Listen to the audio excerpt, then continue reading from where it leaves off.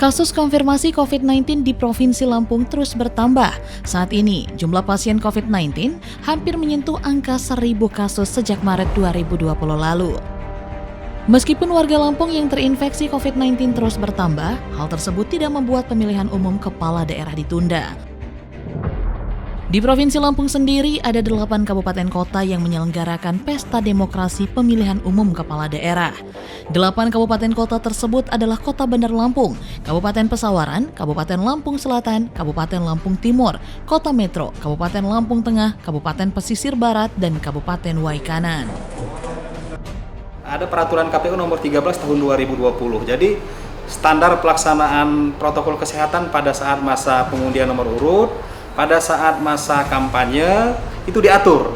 Nah, jadi kalau misalnya kegiatan pertemuan yang memungkinkan dalam kampanye ini kan ada 2 hal yang mobilisasi massa bisa terjadi ya. Pertama, pertemuan terbatas tatap muka dan dialog yang pesertanya maksimal 50 orang ya. Ada debat pasangan calon yang dilaksanakan itu nanti maksimal 3 kali. Itu pesertanya sudah diatur. Debat ini paslon hanya membawa 4 orang tim kampanye. Jadi paslon dan 4 orang tim kampanye, tidak bisa lebih. Nah, kalau ini terjadi mobilisasi, maka Bawaslu bisa memberikan sanksi peringatan ya, bisa meneruskan kepada KPU merekomendasikan untuk diberikan sanksi administratif tidak melaksanakan kampanye, bisa dilakukan, dan bisa juga Bawaslu setelah mengingatkan dilakukan pembubaran. Yang ditandatangani. Nah, ada bentuk-bentuk kampanye yang lain yang memang bisa dilakukan pasangan calon ya, tapi tidak memungkinkan memobilisasi massa, misalnya penyebaran bahan kampanye. Ini ada protokol kesehatan juga, bahan kampanye harus dalam kondisi steril, dia dibungkus bahan yang kedap air ya. Sebelum dibuka dilakukan penyemprotan desinfektan. Tim kampanye menyebarkan bahan kampanye harus menggunakan masker, sanitizer, tidak boleh berkerumun. Itu ketentuan-ketentuannya diatur di peraturan KPU nomor 13 tahun 2020. Dan kampanye yang dikhawatirkan oleh masyarakat misalnya bentuk lain ya, rapat umum, konser, pentas seni ya, festival budaya, tidak boleh dilakukan secara langsung sekarang, sudah diatur. Jadi tidak boleh. Kalau itu dilakukan bisa dibubarkan. Sekarang kan ada keleluasaan pasangan calon melakukan kampanye di media sosial ya dan media daring selama 71 hari selama kampanye. Jadi mereka bisa kampanye melalui daring selama 71 hari, media sosial selama 71 hari. Tapi akun media sosialnya harus dilaporkan ke KPU. Tetapi untuk iklan, media cetak dan elektronik termasuk iklan di media sosial tetap dilaksanakan 14 hari sebelum masa tenang.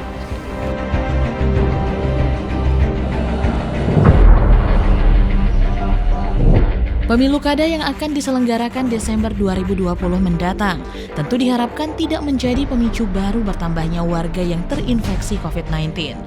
Jika fungsi pengawasan protokol kesehatan dalam proses pesta demokrasi di tengah pandemi tidak dilakukan dengan maksimal, bisa saja pilkada menjadi klaster baru penyebaran COVID-19.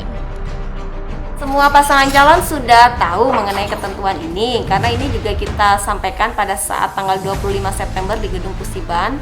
Itu kita sampaikan terkait dengan ketentuan-ketentuan metode kampanye, apa yang boleh dan apa yang tidak boleh.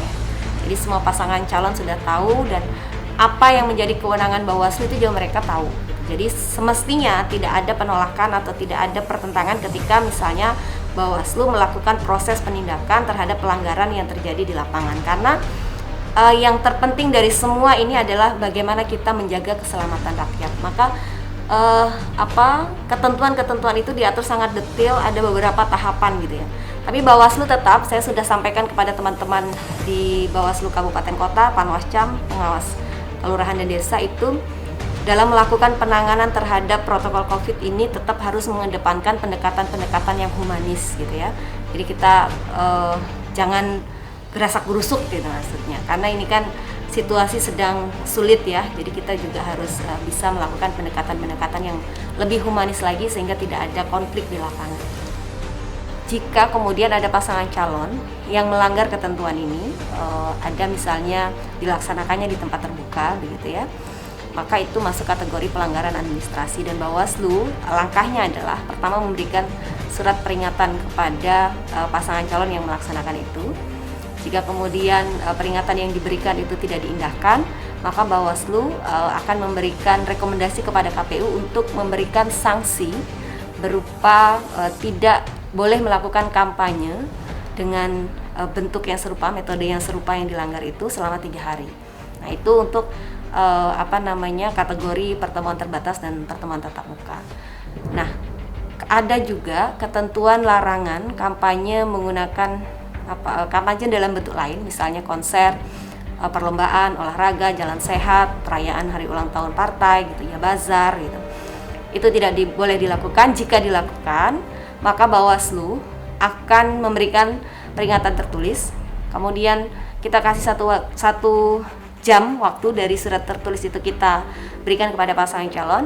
Kalau 1 jam itu tidak diindahkan, tetap dilaksanakan, maka kita lakukan pembubaran dengan berkoordinasi dengan kepolisian dan juga Satgas Covid setempat.